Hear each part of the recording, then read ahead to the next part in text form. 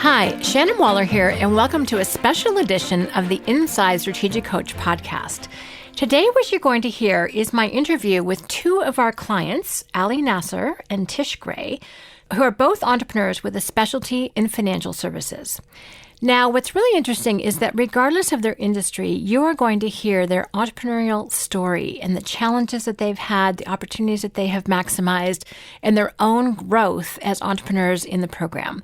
And I know you're going to find it absolutely fascinating, again, no matter what business you're from, because all of us, regardless of industry, have a similar path that we are following.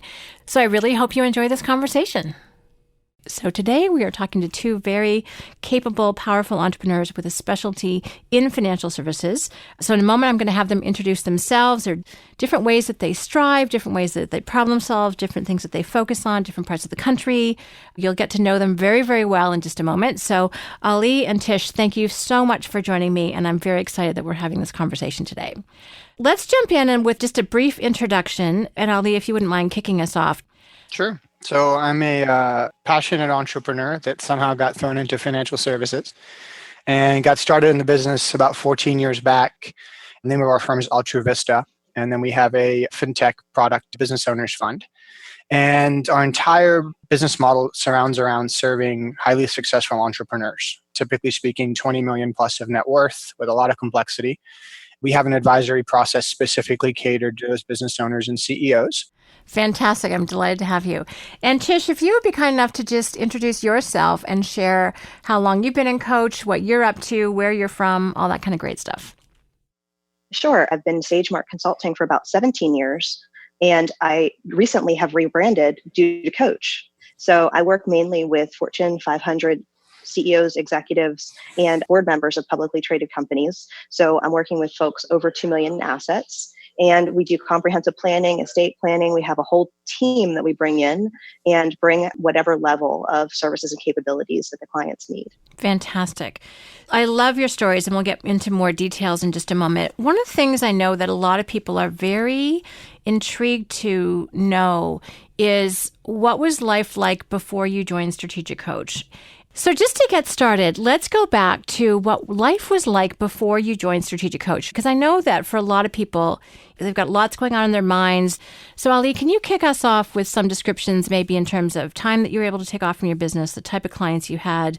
Describe your life a little bit, what it was like 9 years ago. I think that one of the best descriptors is actually something that Dan came up with, where he said rugged individualism. I remember joining Coach and reading one of the concept books about rugged individualism. And I'm like, that sounds a lot like me. I can do everything myself. I can do everything really well. And I can have some people around me to kind of handle certain activities, but really I'm the driver of growth, and I know how to do all these different things really well. And as I'm answering this question, I'm actually going back in my mind, because it's so foreign to me now to think that way, but I'm going back 9 years and thinking in that mindset.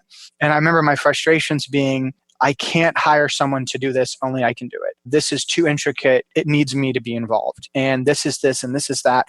And kind of making excuses for why business had to be bottlenecked by me. And at the time, I didn't realize it was a bottleneck. I thought that's the best way to do it. I was producing at one of the highest levels at the firm that I was in, creating a lot of great results. Everyone was saying, hey, Ali, great job, pat on the back. But internally, there was something telling me, I know there's a lot more that I can do. And if I could dream up the right way to get there, I think I could be exponentially more productive. But there was this immediate big roadblock saying, well, if you do everything yourself, that's the easy path.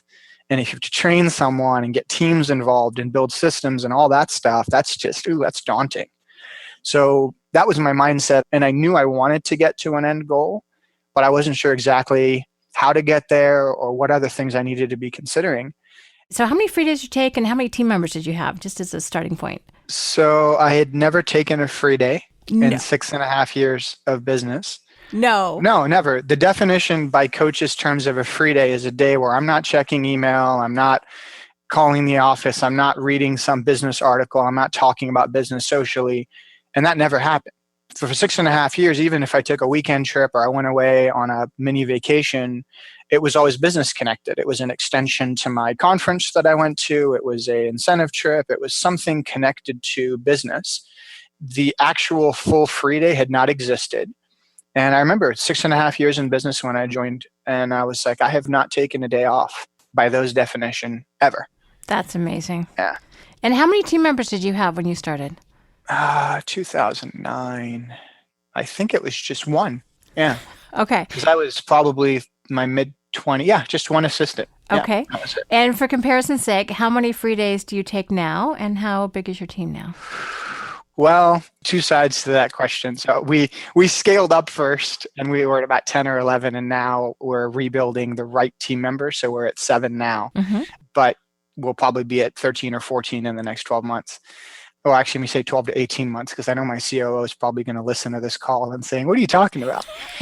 And then from a free day standpoint, I think I had 2 or 3 years where I had taken 2 to 3 months off. That was awesome. And now we're in a stage where we're re-accelerating and rebuilding a lot of new systems and tools. So I'm voluntarily not taking as much time off, still taking some. And I'd say today I maybe get 50 to 100 free days a year now. But I think it'll get back to closer to 150 once I want it to. In the meantime, there's just so much we want to accelerate right now that I'm trying to intentionally not take as many. Yes. Yeah. Well, 0 to 150, which is what you did manage to do before, which was fantastic. But even to 100 is a profound shift. And there's a certain amount of freedom. When we talk a lot about building a self-managing company, which, I love how you talk about there's the flexibility to take more or less depending on what you're up to and how big you want to get and how fast you want to accelerate. So I love that about free days, but it's very conscious and it's very intentional and it's by your choice. And I think that kind of freedom is what a lot of people are looking for. Thank you. Great examples. Tish, I can't wait to hear about your business. So before Coach, I had 2 team members and 1 part-time. And then I literally stopped all of them, literally got rid of all of them at one time, which was a mistake as well. And I thought that I didn't have time to travel to do the Coach program. And I didn't renew for about 2 years. And that was a mistake. Now I actually have internally 4 team members that are in my local office in Dallas. And I have 7 team members that are nationally across the country. And then we do WebExes and things of that nature, but I have clients all over the country. So I fly and have the team ready to go on the ground whenever we're having a team meeting outside of Dallas. Well, that's interesting. So were you quite as national before as you are now? I have been for a long time, but I actually have more concentrated in Dallas and New York now. And so I actually do have, a location where I meet in New York and then my location in Dallas, but Dallas is my home office. I travel at least once a month for business. So that was another thing that I was telling myself I didn't have time for more trips. But really what those trips are is a break for me. And before I started Coach, I didn't have free days I didn't even know what a free day was, quite frankly. So now I'm working on them. I'm not where I'd like to be with free days. However, this year I've taken a 6-week vacation. I went to Europe and I didn't check my phone, my voicemail at all for 3 weeks. And then I did check it one day. And then for another 2 weeks, I didn't check it at all. So I finally gotten there and I finally have a team where I can trust them to take over if I'm not here. And I think that part of the letting go process has helped me and delegate more because I used to just take on too many responsibilities that weren't in my unique ability. Oh, there's such a rich thing of what you just said. That's well, first of all, kudos for taking that vacation. And I think for a lot of people, that's a pipe dream. Yes, they can sort of imagine it. They might figure out how to spell free days, but to actually take them is sort of imaginary, but something to aspire to. So the fact that you did it and had the confidence, and we do talk about the fact that, if you need to have a call-in day, it's no longer a free day. It's what we call a buffer day. But then you went back and took 2 more weeks of free days and nothing fell apart while you were gone. Your team still functioned very well. A lot of our clients tell us that actually revenue goes up when they're away, which means their egos are a little dented, which is kind of fun. They're like, how did that happen? But when you are doing your unique ability, as you talked about it, I want to dive into that concept a little bit. So unique ability, just to get all of us on the same page, is where you're doing not only what you are really, really good at. And as intelligent, committed, ambitious people, we're really good at a lot of things. But when you also add the filter of what are you truly passionate about? And I also like to frame it in terms of who are you passionate about working with? Because that's another way to look at it. It's not only the activity, but it's with whom. Who are you most passionate about being a hero to? Who do you want to serve? Who do you want to make an impact with? And when you can really refine your business, so that's what you're freed up to do, first of all, it makes some hiring decisions much easier. And then the leverage you can get from that unique ability is pretty powerful. So Tish, you were just talking about unique ability. So let's expand on that a little bit. It sounds like you're doing a lot fewer activities than you were when you started with Coach. Even if you're doing fewer activities, are they having the same impact, more impact, less impact? How would you categorize that? Actually, I'm doing fewer activities with more efficiency and more clarity. Because one of the things I didn't realize how exhausted I was all the time. And once I started getting a little bit more rest and also focusing on things that energized me as opposed to drained me, I realized that I was a completely different person in business and I was more effective in meetings. My unique ability is presentations, is being in front of people, is having that client interaction, and also doing the creative design for the clients, getting ready for the meetings. So those things, the creativity and the actual presentations of those ideas, and I'm a visionary, so I like looking at the big picture. And when it comes to doing the details and the implementation of some of those, I really need to delegate that and hand that off to the right person. Because what I've realized is whenever I try to implement on the visionary ideas, they don't come out as well as they do whenever someone else actually takes that ball and runs with it. I think that's an incredible insight that you're so clear and confident about the areas and you define them really, really clearly. And I also am kind of cheering because I'm always coaching clients every week on the fact that you want to have some relationship activities and some creative activities as part of your money making and your unique ability. So you nailed that. I love it. And as you said, you're a visionary, but the implementation of that doesn't work as well. And to have that insight and then to put a team in place who love to do everything you don't, because just for everyone's information, it's very, very, very challenging to do your unique ability unless you're surrounded by people who are unique at everything that we're not. Exactly. Ali, you talked about being a rugged individual, and there's no teamwork in that. None. You're a one-man show. You're just doing everything yourself. Right. And it's not even when I was in that stage, it wasn't my internal choice to be that way. It's almost as though in financial services as an industry, when you get trained and you start in the business, they teach you to do everything yourself. You have to be the one that gets a client. You have to be the one that takes a client through the process. You have to build a plan. You have to create financial strategies. You have to fill out applications. They teach you, and it's a completely broken system, but they teach you to do everything A to Z. So undoing those habits, even if you desire, it's a process to undo those habits because you've built your success by doing all these things. And a lot of people have admired you for your ability to be able to do these different things. And you kind of feel connected, like, well, this is what got me to where I am. But sometimes what gets you to where you are is absolutely not what's going to get you to where you want to go. And breaking those habits usually involves a massive amount of courage. And then from there usually comes a huge leap. And then you look back and you're like, oh, wow, I was there before. And we're there now. And, it's been a 10x change since joining Coach. It really has, just financially and life impact. I want to talk about 10x change because I think that's really key.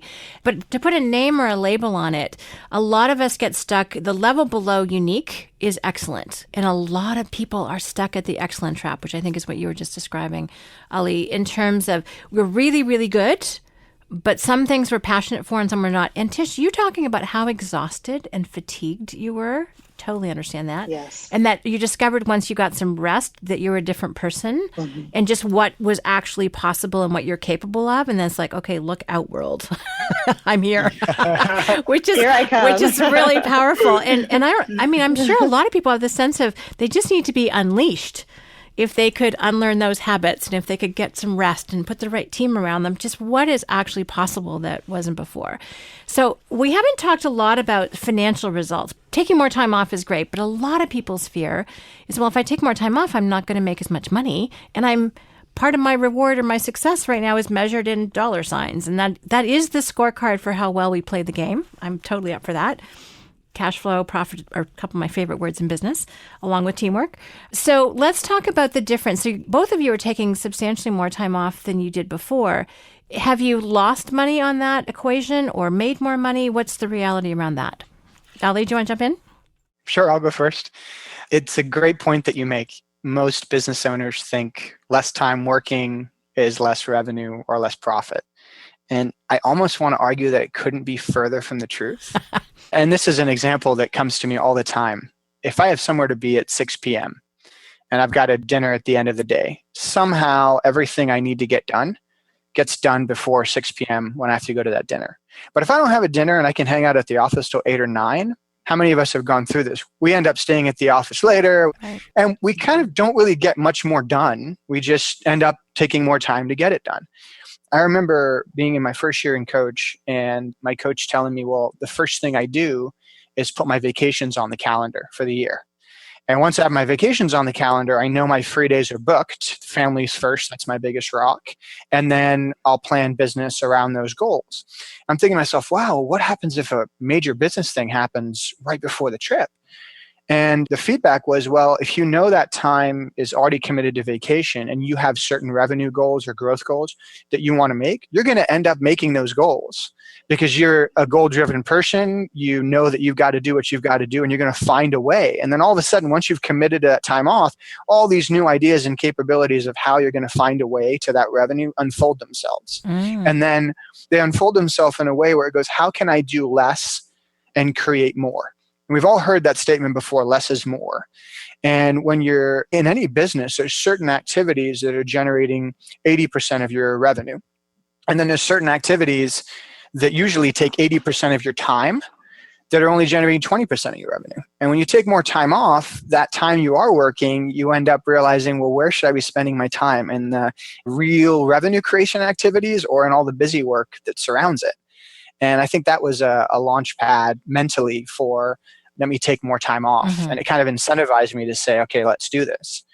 And then from a standpoint to answer your question on actual revenue, I'm just thinking of the numbers of when I joined Coach. And I think I came in that second platform at the time. And yeah, it's easily 10x from when I started, both revenue and profit. And that's been 9 years. And we're now on a round of going 10x again. And there's, without question, more time off. And the reasons I'm working more now this year are because I'm replacing a new set of skills. So first, I was replacing the activities that I really wasn't really great in. Now I'm in a process of replacing the activities that I'm excellent in and only doing the 2 or 3 activities that are my unique ability. Really all those areas where, hey, Ollie's really good here, but I'm like, yeah, but someone else could do that. Even if they're a top talent, even if they're a $200,000 a year person, they can do that activity. So if I can get out of there and step up, then I could create 3x return on that person. And that's exciting because you're really separating yourself from everything except for what you're most passionate about. Well, I love that. And I love how that you would argue that there's nothing further from the truth. Often the more time you take off, the more money you do make, as you said, because you're so much more efficient. One of the most challenging words, I think, in any entrepreneur's vocabulary is the word no. To say no to stuff and messes. And stuff and messes are technical terms in Strategic Coach, by the way, which I thoroughly enjoy. So learning how to say no, what to say yes to, looking at delegating not only the things you don't enjoy doing or aren't good at or don't give you energy, but also things that you are excellent at. And that does take some commitment and courage. So kudos to you, Ali, for doing that. But then you look at, what a great business formula you laid out. You could spend 200, but you get a 3x return on it. That's the kind of thinking that happens when you're in this process.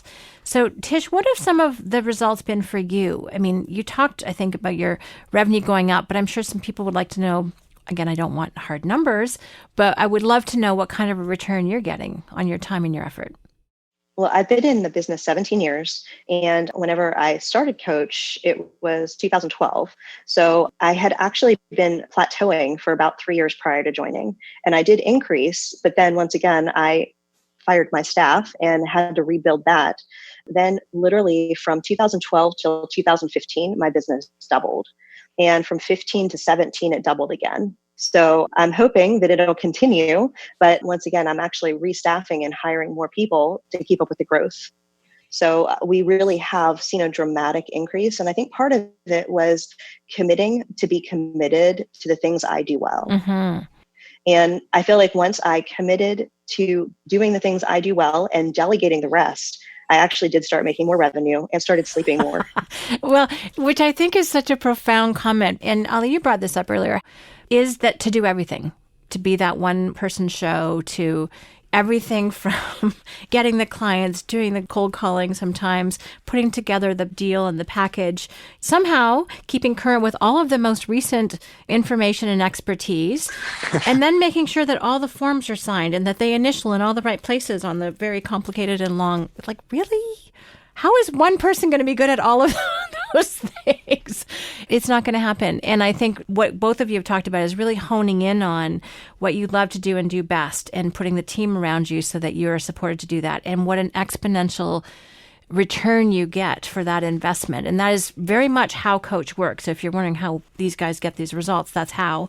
That same opportunity, those same results are available for you as you're listening to this. So this is pretty exciting. What I want to know is also, I mean, you talked a little bit about this, Tish. You times 2 and you've doubled and then doubled again. So you're 4 times, and 2 times in 2 years is very short. You're on a steep curve there. But what are both of you excited about in terms of the future? What are you looking forward to? What's now possible that wasn't before? Tish? Well, I feel like in 10 years, I have defined what I want my life to look like in 10 years. 5 years ago, I wasn't even thinking about that. I was thinking about what do I need to get done today just to get through today. Now I'm literally looking into the future and trying to plan it. And of course, we're going to have to reassess, realign at times, but I actually have goals out 10 years right now. So for me, just having those numbers and having those to look at, I actually look at my business plan every Friday.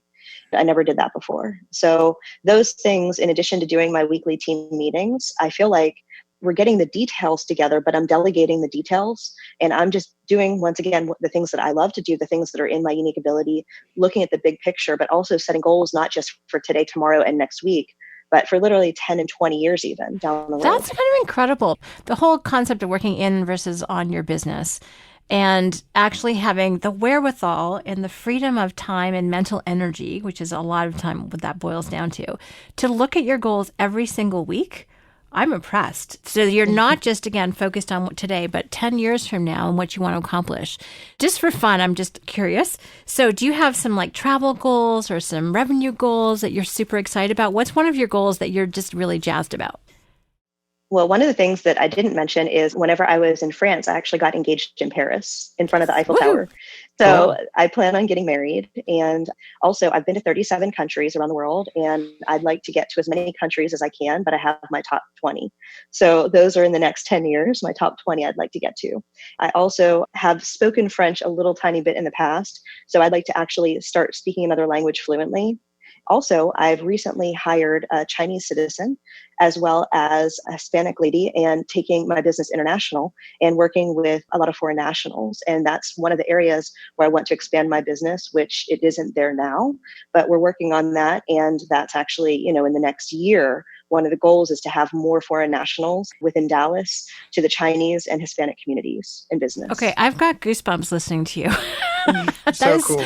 So there's a couple things about that for me. One of them is that you're thinking so much bigger, and I'm just even listening to you about what things were like before and you didn't have the right team and you're busy doing everything.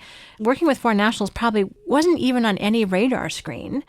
But now you're able to say, okay, I'm passionate about the world. I'm passionate about visiting the countries. I'm passionate about the people there because if you're like me, that's how you feel. And now I want to make a difference and include that in my business visions. That's pretty stellar. I mean, that's kind of incredible. So I love how much bigger your thinking has gotten. Ali, you mentioned the word mindset earlier, which I totally dead on. That's very much what Coach is all about. So what has happened for you? What's now possible for you that wasn't before, now that you have this freedom, focus on unique ability, and you're not exhausted? Well, you actually have free days, which you didn't before. Yeah. What's now possible for you that wasn't before? The short answer is everything. And I think that the biggest challenge for an entrepreneur is too many ideas and too many opportunities. When all of a sudden you clear up all your messes and you enhance your capabilities, the level of ideas that then exist multiply by like 10,000. Mm-hmm. All of a sudden I'm like, I could do this, I could do this, I could do this, I could do this. Because you have all this time, because you're freed up from the day-to-day and the minutia of business. Minutia maybe for me, but for my team members, they love a lot of those activities that for me are draining and vice versa. What it's ended up coming to in the last couple of years has been a really big journey of really crystallizing my big picture vision. And Dan talks a lot about this 25-year framework and 10X. So I've been building out my 25-year plan.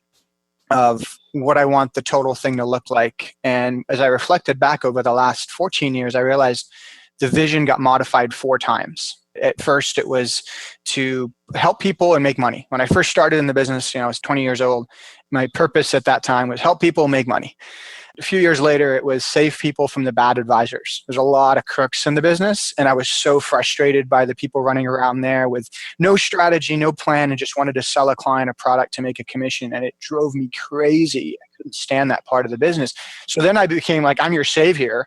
I'm just going to help you avoid the bad advisors and give you the right kind of advice. And we had a fee-based planning model at that time, and I was like 22 years old, charging fees for financial plans and kind of building a process out, and loved it.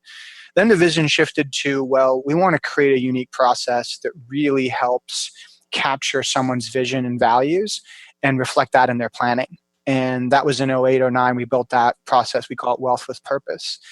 And then the 4th stage is, well, we really targeted entrepreneurs. My passion is being an entrepreneur. I love hearing people's vision and what they're wanting to build as an entrepreneur. Nothing excites me more than someone taking on the risk to build their vision.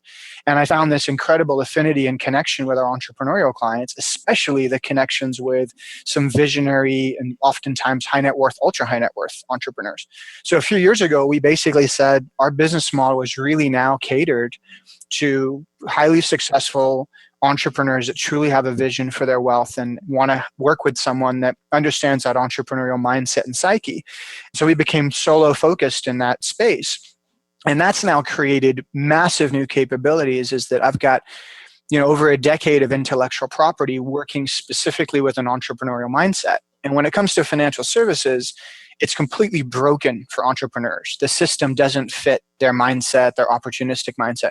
So to answer your question on the vision, what's happened now is I'm looking out to the future and I'm saying, how can I utilize all the intellectual property that I've built working with these entrepreneurs, this network of CEOs that loves and trusts what we do, and create an actual enterprise system that shapes the paradigm of entrepreneurial wealth? And what we're looking to do now is actually create an entire platform where across the country, potentially even across the globe, entrepreneurs can utilize our thinking system for entrepreneurial wealth and really create this massive scalability, and at the same time create a huge value proposition for advisors that want to work with entrepreneurs. I have students I teach at Rice in their financial planning program, and I have so many students that go through the program and they're like, I really want to advise entrepreneurs. I'm passionate about this. I like it. And I'm like, awesome. I'm glad we've lit the fire. Well, let's now build a system that you can do that with. The monopoly mentality of monopoly just for me is non-existent. It's more so monopoly on the system and the ideas, but for everyone, almost in a sense of like, if you create enough opportunity in a marketplace that your competitors want to become your customers because you help them grow exponentially themselves, that's a huge thing. There's not another Ali that didn't go to coach 9 years ago that I could say, hey, that guy is like this, and this guy's like, I don't know who I would be without coach, but I can tell you with a lot of clarity that my mindset and that shift in thinking has been very positively impacted by going through the coach program. And for that, I'm very grateful for that sign up. I'm kind of in awe. I've got goosebumps from that too. And you contrasted it so beautifully. Originally, it was help people and make money. Yeah, help people and make money, yeah. And now it's this. Like, holy mackerel. Yeah. I almost don't want to make a 25-year plan because I feel like in 5 years there's going to be this even bigger plan, but I can't visualize that right now. No, that's cool. Well, you just set the big goals for 25 years, and then this is partly how you get there, which is really cool. So that's so powerful. What's really impressive to me is both of you have described how this goes beyond you. So the impact is now not just local, now it's national, now it's other financial advisors, it's global. And that thinking wasn't possible. And even if you're listening to this, you're like, okay, that's not me, that's fine. But if your thinking is freed up, who knows what's possible? And you won't know that unless you free yourself up somehow. So those are, wow, I'm very inspired. There's so much more I could ask. But the thing I'm going to focus on now is in terms of people in financial services listening to our conversation, what advice would you give them? What do you wish someone had told you as you were thinking about the growth of your business? What advice would you give? Tish, could you kick us off with that one?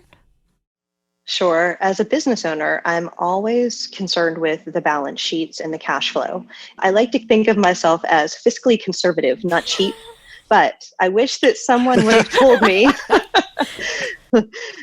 if you invest in something and think of it as an investment, especially when it comes to people, the people that are in your organization, but also the people you surround yourself with whenever you're not working with your clients. And Strategic Coach has actually provided that for me. It's almost sounding boards whenever I'm at my quarterly meetings. And initially, what really stopped me from starting Strategic Coach earlier than I did was I just didn't want to pay for it and take an airplane more than I already was. And what I didn't realize is it was going to energize me and it would allow me to focus clearly and have clarity and have definition and have defined goals that I wasn't doing on a daily basis. And on a quarterly basis, it allows me to refocus and say, do I need to change course or do I stay on course?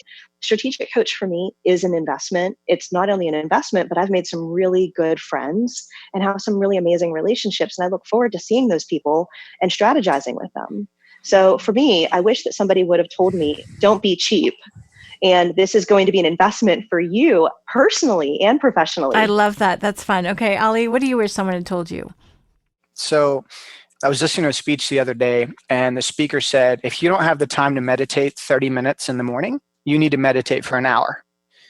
And it hits home because if you're too busy to do strategic planning for your business, you need coach like times 2. And if you can't take 2 days away, you've got a serious problem. And now when I first went into coach, I'd fly in the night before, leave the evening after. Now I go for like 3 days. And I want to get to a point to where it's a week every quarter that's fully dedicated to strategic planning. You can't read the label when you're in the jar. Okay? I've never heard that. I love it. And sometimes you've got to get either someone else to read that label, or you have to get into a position where you're so away from your business, you can kind of get out of the jar a little bit and see what's going on. And when you go to coach, that's that time, because you cannot focus on the here and now and the day-to-day at the same time you're focusing on that long-term strategic vision. So for about a week or a few days each quarter, I'm looking out to the big picture. And then when I get back, as much as I try as hard as I can to focus on, all right, what do we need to get done and moving in the next 90 days? And then you can look up again and say, okay, what happened? How are things going? Let's measure our success and let's re-strategize for the next quarter. That process is really valuable. And I don't know an entrepreneur personally, and I've made a lot of friends in coach, that doesn't find, incredible value from that process alone, separate from all the amazing tools and ideas and concepts and things you learn in coach. But just that process alone of leaving town and spending time looking at the strategic vision for your business, it's huge. So we're doing this because we love coach, and we've had an experience where coach has made a positive impact on our lives. And we're happy to take the time to invest in coach because we know it makes a positive impact on people's lives, and we want to share that. And if you're passionate about the future of your business and you want to grow and you really feel compelled to join a network of other entrepreneurs that are like-minded, coach is your spot. So just do it. I love it. So thank you both. I really appreciate you both sharing your experience. And again, a lot of it I didn't know any of the details. So this is impressive to me. And when I look at where you started from, where you are now, but also where you're going, it's incredibly impressive and exciting. So thank you very much for sharing that experience. And as you're listening to this, I want you to see what resonates with you.